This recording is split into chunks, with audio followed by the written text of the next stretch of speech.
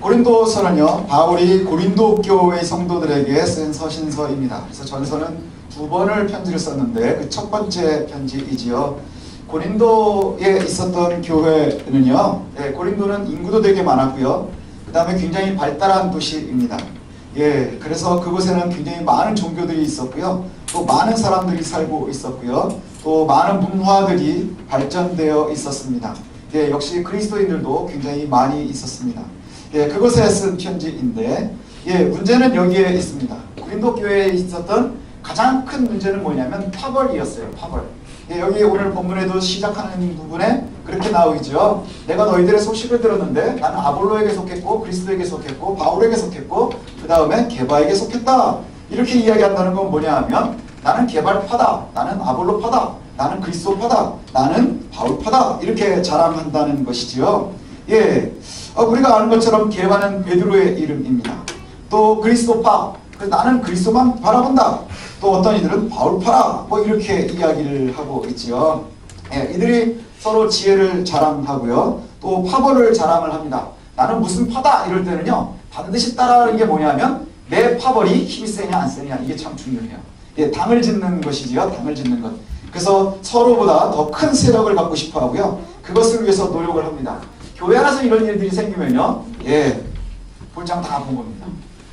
교회 안에서 서로 미워하고요. 너는 누구누구 편이지, 너는 누구누구 편이지. 이러면 다 끝나는 거예요.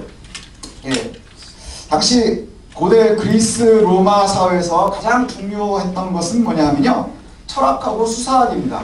철학은 이제 그리스 문화에서는 우리가 알고 있는 것처럼 철학에 대해서 굉장히 자신이 있었고요. 그 다음에 수사학은 결국은 사람들을 갖다 이렇게 설득하고 이런, 그래서 웅변술, 연설하는 것, 이런 것에 대해서 굉장히 중요하게 여겼었거든요. 그래서 당시에는 소피스트라고 불리우는 철학자들, 그러니까 이스라엘의 유다로 따지면 랍비들 같은 사람들이 있었습니다. 그래서 랍비들과 또 수사학자들, 웅변가들, 이런 사람들이요, 존경을 굉장히 많이 받았고요. 그리고 그 사람들을 따라다니면서 제자가 되고 싶어하는 사람들이 굉장히 많았습니다. 그때나 지금이나 부모들은 아이들이 좀 잘 됐으면 좋겠잖아요. 그래서 요즘은 학군, 학교 이거 굉장히 중요하지만 당시에는 누구 제자냐가 굉장히 중요했습니다. 그래서 바울도 자기가 가말리엘의 문화에 있었다, 이것을 갖다 자랑하는 것이 당시에 랍비들 중에서는 3대 랍비였거든요. 가말리엘이. 그러니까 그때도 보면 누가 최고의 선생이냐, 그래서 그 선생 밑에 있다, 그럼 그게 나를 보증하는 거예요. 내 실력이 되는 거예요. 요즘엔 내가 어느 대학 다니고 있어요, 그러면 얘가 이 정도겠구나 하고서 판단하는 것처럼 내가 누구누구 선생님 밑에 있습니다, 이러면 이제 그것이 그 학생들의 지위를 결정하는 그러한 시대였습니다.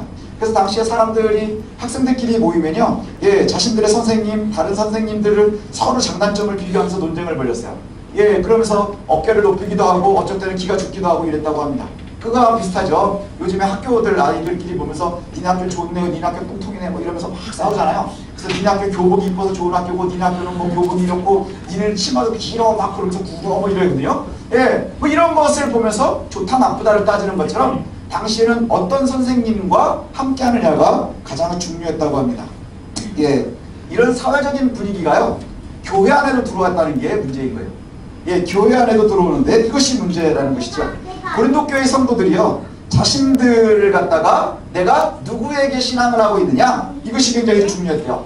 그래서 당시에 고린도 교회에서는요, 영적 지도자들도 판단을 하는데 무엇을 가지고 판단을 했느냐, 당시에 철학적이고 수사학적이고 그 사회적인 것으로 비교하고 논쟁하고, 그러면서 너희 선생이 낫냐, 우리 선생이 낫냐, 이러고 싸웠다는 거예요.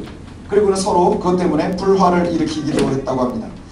고린도 교회 성도들에게 있어서 예수 그리스도의 십자가의 복음, 선포, 구원, 이런 문제보다는 오히려 뭐가 더 중요했냐, 철학적인 것, 수사학적인 것, 화려한 것, 지혜를 나타내는 것, 이런 것에 대해서 더 관심이 많았대요. 혹 우리가 지금 그러고 있지 않은지 되돌아봐야 합니다. 복음이 중요하고요, 그 다음에 은혜가 중요하고요, 십자가를 우리가 바라봐야 하는데, 그것보다는 그 주변적인 것, 그리고 오히려 사회에서 관심이 많은 것, 이거에 대해서 더 판단 기준이 된다는 것이지요. 그래서 사람들이 바울파다, 게바파다, 아볼로파다, 그리스도파다 이렇게 나눴다고 하는데, 정작 아볼로는 고린도를 이렇게 하지 않았어요. 예, 아볼로는 고린도에 가기를 꺼려했습니다. 왜 그랬을까요? 아볼로파 때문에. 바울도 예, 그렇게 얘기하고요. 그리스도, 예, 게바 다 그와 같이 얘기합니다. 바울파, 게바파, 그리스도파, 아볼로파 중에서 나중에 뒤에 보면요, 고린도 교회 성도들은 아볼로파를 제일 좋아해요. 예, 아볼로를 제일 좋아했습니다. 왜 그럴까? 그랬더니 세상적인 판단을 할 때 게바, 베드로 좀 그렇지 않나요? 예수님의 수제자래 이것 빼고는 좀 배운 것도 좀 덜한 것 같고, 그 다음에 좀 이렇게 세련되지 못한 것 같고 뭐 이렇습니다. 바울도 뭐 이렇게 다니는데 까칠하다고 많이 소문이 나고 맨날 가는 데마다 물난리 나서 도망다니고 매 맞고 돌아다닌다는데 좀 그런 것 같지 않나요? 그리스도 십자가에서 달려 죽으셨다는데 그것도 좀 우리가 따라다니기에는 좀 별로인 것 같아요. 근데 아볼로가 뒤에 보면 고린도서도 이제 한 3장 뒤로 넘어가면 아볼로파에 대해서 사람들이 기대치가 되게 높아요. 아볼로에 대해서는 잘 모르시죠? 예, 게바, 베드로, 바울, 뭐 예수님 다 알지만 아볼로는 당시에 알렉산드리아 출신입니다. 알렉산드리아 출신 유대인 학자예요. 알렉산드리아는 예, 당시에 어떤 곳이지요?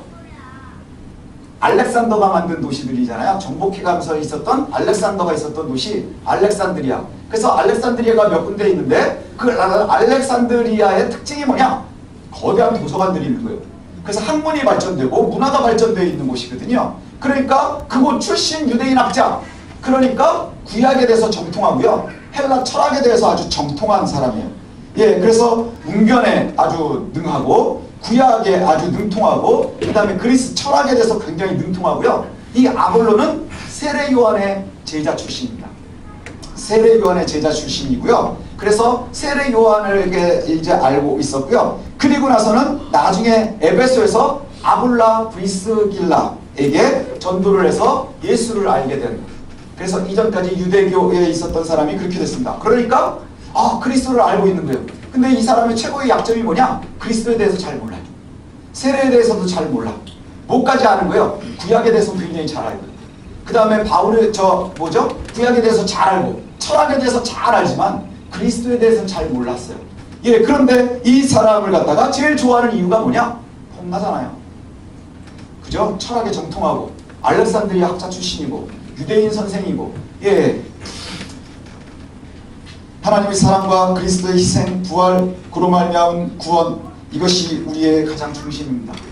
그리고 우리가 교회로 함께 모이는 것의 가장 중심이지요.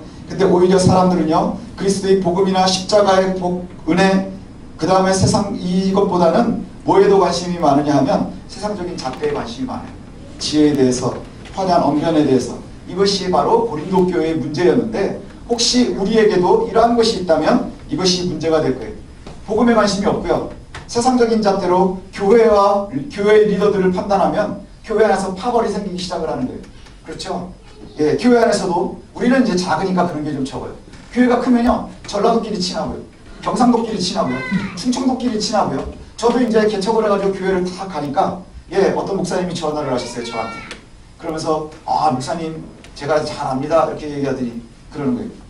우리 노회에서는, 예, 우리 충청도가 좀 힘이 없는 것 같아요. 그래서 저는 태어나기만 충청도에서 태어났고 서울 사람입니다. 이런 거죠. 옳지 못한 거예요. 이게 우리가 가지고 있는 바울파, 게바파, 그리스도파예요. 예, 아볼로파예요. 그래서 뭐가 중심에 있느냐? 교회 안에 있는데도요, 내 세력이 중요하고요, 그다음에 내가 폼나는 게 중요하고요, 이런 것들이 잣대가 되는 거예요. 복음이 잣대가 아니라, 구원이 잣대가 아니라, 은혜가 중요한 것이 아니라, 세상 사람들이 우리를 볼 때 얼마나 멋있을까? 이런 것에 대해서 굉장히 관심이 많아진다는 것이죠. 그리고 문제는 뭐냐? 그렇게 파벌이 생기니까 미움이 드러나기 시작하는 거예요. 교회 안에서 사실 미울 게 뭐 있어요? 우리가 사업으로 엉켰나요? 뭐가 엉켰나요? 예, 우리는 그냥 복음 때문에, 한 믿음 때문에 함께 있는 믿음의 공동체, 예배의 공동체예요. 그 예배의 공동체는 은혜를 함께 나누는 사람들이어야 돼요. 근데 교회가 점점 커지고 뭐 하다가 보면 그 안에 미움이 생기고 질투가 생겨요. 뭐 때문에 그럴까요? 파당을 만들기 시작하는 거예요. 사람들이 파당을 만드는데, 그 파당을 만드는 이유는 그리스도 때문에 만들진 않아요. 예, 복음 때문에 만들지 않아요. 무엇 때문에 만드느냐? 예, 사람들의 어리석음 때문인 거예요. 세상의 판단의 기준을 가지고요, 자꾸 복음 안에 들어와서 재단하고 싶어 하는 거예요. 이러한 분쟁이요, 얼마나 어리석은 건지 모릅니다. 예수 그리스도께서는요, 우리 모두를 위해서 십자가의 고통을 감내하셨어요. 그리고 죽음을 이기시고 부활하셨습니다. 그리고 우리가 이것을 믿고 구원에 이르지요. 예수 그리스도 외에는 이것을 누구도 대신할 수 없는 거예요. 그래서 예수 그리스도의 이름 외에는 그 누구도 구원받을 만한 이름을 준 적이 없다, 이렇게 말씀하거든요. 그래서 우리가 그리스도인 예수를 믿음으로 구원에 이릅니다. 그런데요, 파당을 만드는 사람들의 특징이 뭐냐? 내 세력이 중요한 거예요. 그리스도가 뭐라고 얘기했는지, 예수님이 원하시는 게 무엇인지, 이것보다 더 중요한 것은 지금 우리가 안에 있으면서 쟤보다 내가 낫느냐, 내가 얘보다 좀 낫느냐, 이것이 더 관심이 많은 거지요. 그래서 우리가 성례를 하죠. 오늘 성찬을 했는데, 성찬과 세례가 우리가 정해져 있는 성례입니다. 중요하지요. 그래서 세례가 뭐죠? 예수 그리스도를 믿음으로 구원에 이른 자가 공회 앞에 우리의 믿음을 고백을 하고 제도적으로 이제 하나님의 자녀가 되었음을 우리가 인증받는 거예요. 근데 당시에 여기에 보니까 세례를 주는데 바울이요, 야 내가 세례 안 준 게 얼마나 잘했는지 모른다, 이렇게 얘기합니다. 내가 세례를 준 적이 없어. 아이고 몇 명 준 거 말고는 내가 기억나는 게 하나 없어. 그것 때문에 내가 하나님 앞에 감사한대요. 세례교인이 많아야 교회가 커지는 건데 내 파벌이 많아지는 거 아닙니까? 여기에서 그렇게 쓰였었던 거예요. 사람들이 세례를 받고요, 내가 누구에게 세례를 받았어? 이게 자기 파의 증명거리가 되기 시작을 하는 거예요. 우리는 예수 그리스도를 믿음으로 말미암아 세례를 받고요, 이것으로 예수 그리스도와 연합하는 거예요. 그리고 이것이 우리의 구원받은 모습입니다. 그런데 심지어는 이것이 뭐냐? 너 누구에게 세례 받았느냐가 우리를 드러내는 모습이 되는 거예요. 바울이 세례를 주고 게바에게 세례를 받고 그 다음에 뭐 또 누구에게 세례를 받고, 그래서 누군가에게 세례를 받은 것이 중요하냐? 아니요. 누가 세례를 주더라도 예수 그리스도의 이름으로 세례를 주는 거예요. 목사의 권위로 세례를 주는 것이 아니라 예수 그리스도의 구원의 권위로 세례를 받는 거예요. 그래서 내가 성부와 성자와 성령의 이름으로 세례를 주지, 내가 우성민 목사가 너한테 세례를 준다, 세율아. 세율이도 저를 비웃어요. 표정이 비웃고 있거든요. 왜 그럴까요? 제가 그러할 능력이 없는 거예요. 자격도 없는 거예요. 그 누구도 이 세상에는 그 자격이 없다는 것이죠. 예수 그리스도 외에는 누구도 그와 같이 할 수 없습니다. 그런데 문제는 뭐냐 하면 누구에게 세례를 받았느냐가 중요한 거예요. 그게 왜 그럴까요? 혼나거든요. 나 어느 교회 세례교인 출신이야, 나 누구에게 세례를 받았어, 이게 되게 중요하게 여겨요. 예전에 저희 아버님 목회하실 때 목회를 좀 크게 하셨거든요. 그래가지고 멀리 출타를 이제 하셔가지고 그 중간에 세례를 할 기회가 있었는데 이가 세례를 줘야 되는데 저하고 같이 있었던 분 한 분이 이번에는 뭐 다음번에 해야 되겠다고 그래요. 왜 그러냐? 목사님 안 계시고 그래서 그래도 세례를 하는데 왜 그러냐? 그래도 이왕이면 다음 심하라고 뭐 다음에 받아도 그 유아세를 받을 수 있는 시간이니까 뭐 될 것 같습니다, 뭐 이래요. 그래서 그런 마음이 있구나, 이런 생각을 했어요. 그런데 그게 아니에요. 우리가 세례를 받을 때, 유아세례를 받을 때 제일 중요한 게 누군 줄 아십니까? 부모의 신앙이에요. 부모의 신앙, 예수 그리스도가 가장 중요해요. 그것이 참 중요해요. 오늘 본문에 보면 바울이 그렇게 얘기를 해요. 내가 세례를 주지 않은 것을 너무너무 좋아한다. 그게 파벌이 되지 않기 위해서. 여기 17절을 우리가 좀 한번 볼까요? 17절에 보면 이런 말씀을 합니다. 바울이, 그리스도께서 바울을 부르신 것이 무엇 때문이냐 하면 17절에 그리스도께서 나를 부르시면 세례를 베풀게 하려 하심이 아니요 오직 복음을 전하게 하려 하심이라. 세례를 베풀게 하려 함이 아니고 오직 복음을 전하게 하려 하심이라. 말의 지혜로 하는 것이 아니라 그리스도의 십자가가 헛되지 않게 하려 함이라, 이렇게 말씀하고 있어요.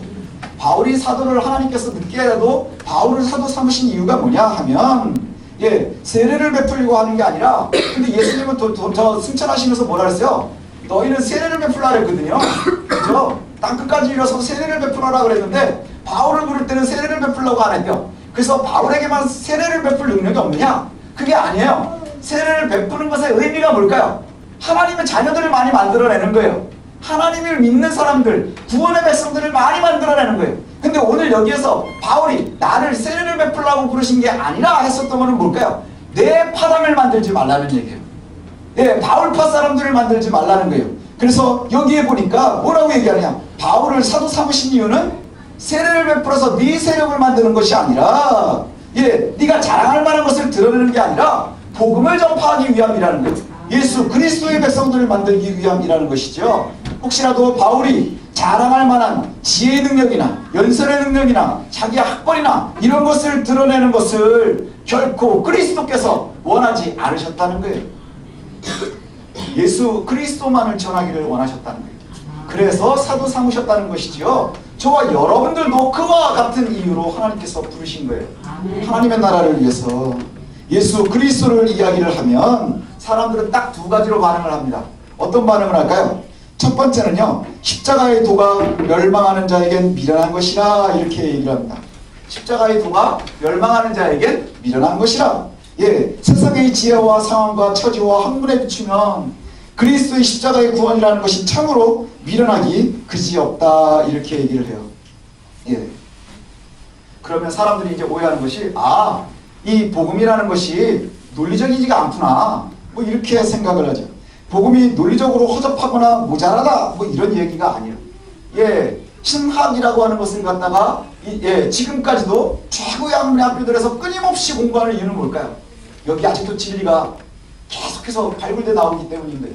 더욱더 잘 알 수 있기 때문이지요. 근데 문제는 뭐냐? 사람들이 왜 이것을 듣고서 미련하다고 할까 하는 것이죠. 복음을 듣고도 받아들이지 못하는 사람들은 구원의 복음처럼 미련한 것이 세상에 없대요. 예, 당시에는 철학, 수사 이것이 판단의 기준이라고 했지요. 요즘도 마찬가지예요.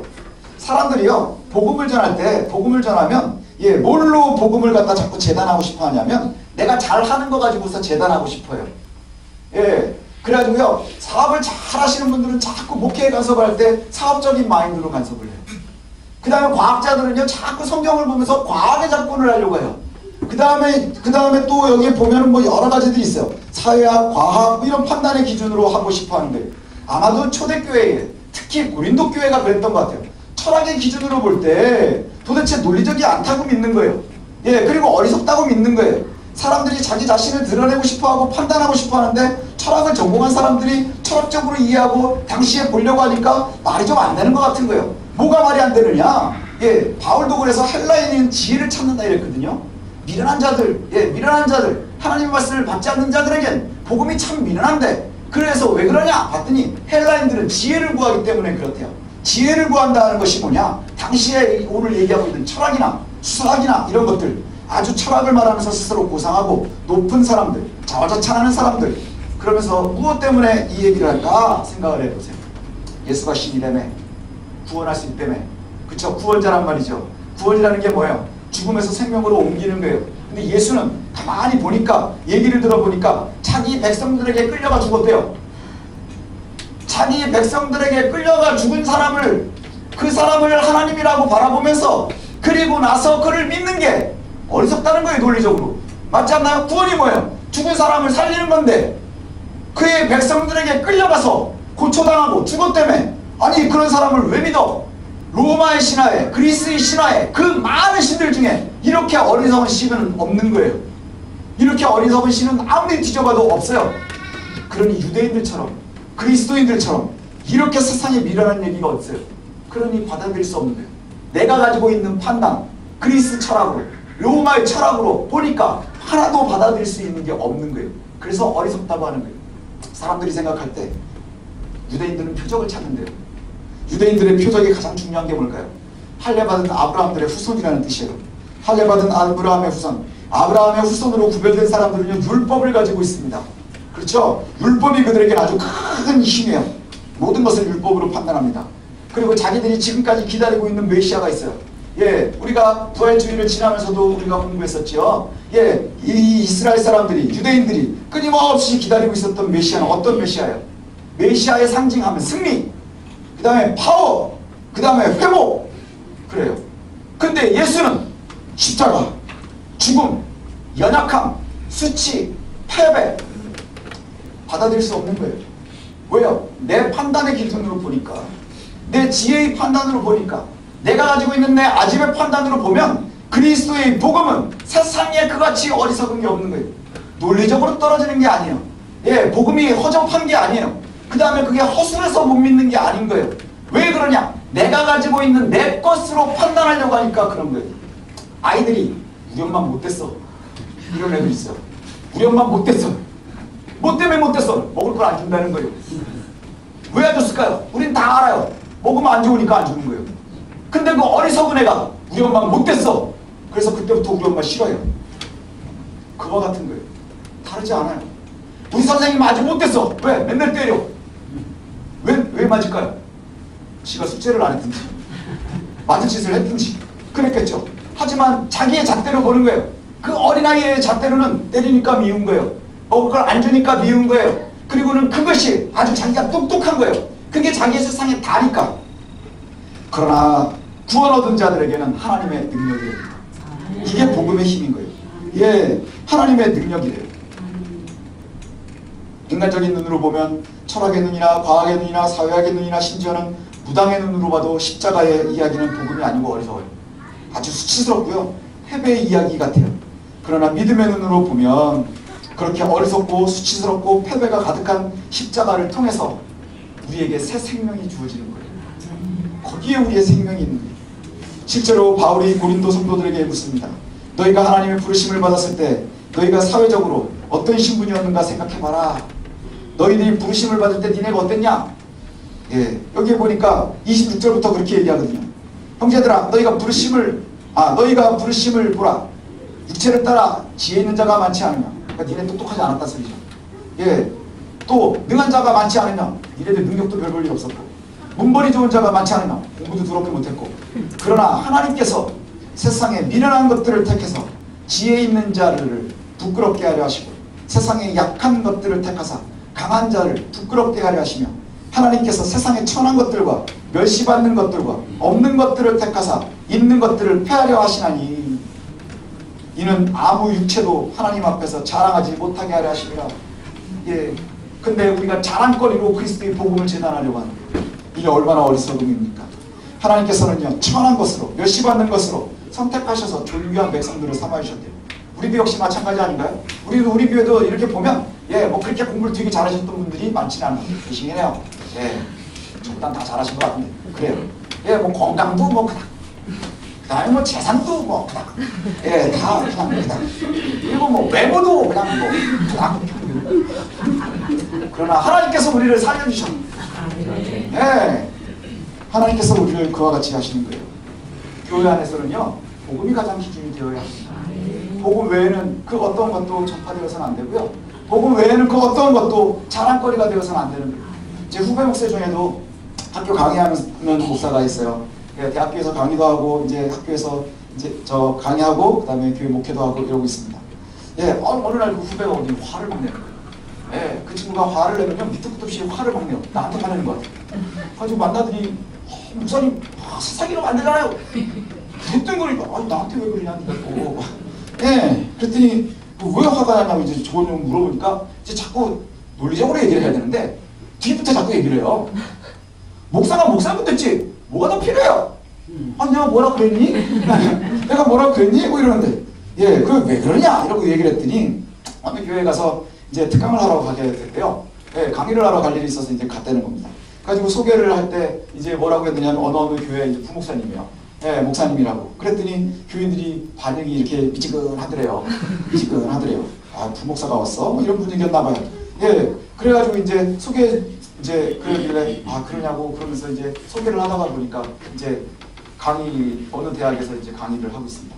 근데 태도가 달라졌다는 거예요. 예, 이제 교육학 전공한 목사님이거든요. 근데 이제 그 교육에 관한 특강을 하러 간 거예요. 예, 성경적인 교육 뭐 이런 거겠죠. 그러니까 목사를 받는데 자기는. 근데 부목사라니까 사람들이 볼 때 시큰둥하더니 이제 뭐 온 걸 후회하는 듯한 표정으로 늘 앉아있더니 갑자기 이제 어느 대학에서 교육학 강의도 하고 있다. 그때 눈빛도 달라지고 태도도 달라지고 그래가지고 노트도 꺼내고 펜도 꺼내고 뭐 이러더라는 거예요. 그러면서 화가 난 거예요. 목사가 목사면 됐지. 교회 안에서 날 목사라 불러놓고 그 다음부터 타이틀을 본다는 거예요. 그래서 세상이 이러면 안 되잖아요. 제가 그랬어요. 내가 뭐라 그랬니? 복음은요 선물인 거예요. 예. 그래서 누군가의 세력을 넓히기 위해서 사용되어서는 안 됩니다. 요즘은 그렇게도 사용이 되는 것 같아요. 누군가의 타이틀로도 사용될 수 없는 거예요. 복음은요, 예수 그리스도의 복음은 우리 어리석은 사람들에게 구원을 주시고, 능력을 주시고, 은혜를 주시는 거예요. 그리고 그 어리석은 복음의 예수님은요, 세상은 능력을 좋아하고 힘을 좋아하지만 그 우리들을 살리시기 위해서 희생하시고 부활하신 그 예수 그리스도의 이야기가 바로 우리에게 중요한 것입니다. 저와 여러분들요, 이것 외에는 이야기해서는 안 됩니다. 이것 외에는 이야기해서는 안 됩니다. 예수 그리스도의 복음은요, 어리석은 그의 백성들을 살리기 위한 희생이셨습니다. 우리는 그저 믿고 겸손하게 그 뒤를 따르면 되는 것이겠죠. 우리가 나아가서 얘기할 때도 가장 이야기해야 되는 게 뭔가요? 바로 복음인 거예요. 복음. 예수 믿는 사람들이 세상에 나아가서 뭐 돈이 더 많다 이래서 자랑을 해서 뭘 할 수 있는 게 없습니다. 내가 더 많이 배웠다 해서 얘기해서 뭐 사람들을 갖다가 논리적으로 이길 수 있는 것이 없습니다. 왜냐? 내가 똑똑한 척하면 세상에 똑똑한 사람이 많아요. 내가 돈이 많은 척하면 돈이 많은 사람이 정말 많아요. 내가 건강한 척하면 세상에 정직한 건강한 사람들이 되게 많은데, 그러나 오늘 본문에 우리가 하나님께서 우리에게 요구하시는 것이 뭐냐면, 그런데 우리가 가지고 있는 것이 자랑할 것이 하나 있어요. 뭐냐 하면 하나님의 복음을 전달하는 거예요. 하나님의 복음을 전달하는 거예요. 전도의 미련한 것으로 하나님께서 하나님의 나라를 넓히시기를 원하세요. 그래서 전도는 세상에서 보면 세상에 미련한 것이에요. 그런데 전도 외에는 하나님의 나라를 알릴 방법이 하나도 없다. 철학을 아무리 공부해도, 과학을 아무리 공부해도, 사회학을 아무리 공부해도, 역사학을 아무리 공부해도, 돈 많이 들고 구술해도 하나님의 지혜를 알 수 있는 방법은 없다는 거예요. 오직 무엇을 통해서요? 미련하다고 사람들이 자꾸 타부시하고 싶어하고 미워하고 싶어하는 그 복음을 전달해주는 이들의 입술을 통해서만 가능하다는 거예요. 자꾸 그런데 놓쳐서 우리가 가지고 있는 것에 가장 중요한 것이 복음인데, 그 복음은 부끄러워하고 자꾸 복음은 뒤로 제껴놓고 뭘 드러내고 싶어하는 거예요. 교회에서도 자꾸 자기네들이 나는 무슨 파다 무슨 파다, 나는 무엇이 있다, 나는 자랑할 것이 이것이다. 이것만큼 세상에 어리석은 것이 없다는 것이죠. 오직 우리가 예수 그리스도의 복음을 알리고 소개하는 것, 전도를 통하는 것, 이것이 우리를 불러주신 이유입니다. 바울이 이렇게 고백하지요. 우리를 구원하신 이유도 바로 거기에 있는 줄로 압니다. 우리가 나중에 기도하고 하나님, 우리가 열심히 기도해서 부자 되고 또 우리 아이들이 좋은 대학 가고, 그럼 그 자랑하라고 하나님께서 우리에게 은혜 주시는 게 아니라 그 길을 통해서 우리에게 그리스도의 복음을 세상 끝까지 전달하게 하기 위해서, 이것을 우리가 놓치지 않았으면 좋겠습니다. 주 예수를 믿으라, 그리하면 너와 내 집이 구원을 얻으리라. 감옥에서 나온 바울이 한 소리예요. 그 다음에 하나님이 세상을 이처럼 사랑하사 독생자를 주셨으니 이는 저를 믿는 자마다 멸망하지 않고 영생을 얻게 하려 하심이라. 이것도 역시 복음을 우리에게 주신, 요한을 통해서 우리에게 주신 하나님의 말씀입니다. 복음을 전하는 것 외에는 우리를 드러내지 마십시오. 드러내면 그것은 결국엔 파당이고 가장 어리석은 짓이 될 줄로 압니다. 우리가 입술을 열어도 그리스도의 복음을 이야기하고요, 가장 어리석은 문구 같지만 복음 안에 생명이 있는 줄로 있습니다. 그래서 정말로 하나님의 백성들이 그와 같은 은혜 가운데 있었으면 좋겠습니다. 그래서 어느 곳에 있든지 헛된 것을 따라가기보다 우리가 본질적으로 예수 그리스도의 복음, 그것을 이야기하고 그것을 나누고 그것을 누릴 수 있는 저와 여러분들 되시기를 소원합니다. 기도하겠습니다.